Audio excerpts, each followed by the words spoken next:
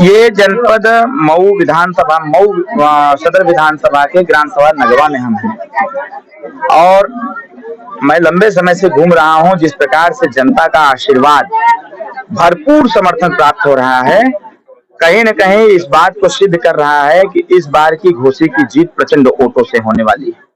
हमारी माताएं बैठी हुई हैं, सिर्फ आशीर्वाद हमारे युवाओं का ही नहीं है, बड़े बुजुर्गों का ही नहीं है, माताओं का भी है। देवी शक्ति के रूप में है, जिसके साथ ऐसी ऐसी शक्तियां हों, उसके पीठ पर कौन धूल लगा सकता है ना भाई? ये ना पूर्व मंत्री मायावती मन से साझा किया कि जो 5 किलो राशन मिल रहा है वो टैक्स की वजह से ही राशन मिला था कि फ्री नहीं मिल रहा है। चलिए, वो लोग तो राशन दे नहीं पाए, कम से कम सरकार, हमारी सरकार ने राशन देना चालू किया, लोगों को चिंता तो बढ़ गई और चिंता होना भी स्वाभाविक है। हम तो कहेंगे कि चिंता ना करें, इसका चिंतन करें, जिससे कि इस गरीब का कल्याण, अधिक से अधिक योजनाओं जो संचालित हैं इनके तक पहुंचे, इनका कल्याण भी हो सके। राजू का हमेशा कहते हैं कि कोविड काल में दवा और सबका नुकसान किया, तो सरकार ने नहीं की। मैं तो वही तो कह रहा हूँ, सरकार पानी पीट रही थी कोरोना काल में। अरे जो काम सरकार ने कर दिया वो किसी के बस की बात नहीं थी। 2-4 जगह कर देने से, 2-4-5 लोगों से कह देने से समस्त लोगों का कल्याण नहीं होता है। इस सरकार ने इस महामारी को युद्ध स्तर पर इसको रोकने का काम किया और वो सारी योजनाएं बना करके, हमको लगता है कि वैक्सीन बनवाने का काम यही किए थे। हमको लगता है वैक्सीन वितरण का भी काम यही किए थे। जो दवाई हमारे केजीएमसी लखनऊ से बनी थी, 2650 एजिथ्रोमाइसिन और मोन्टेरेलसी, ये सारी जो दवाइयां थी, हमको लगता है यही बनवाए थे।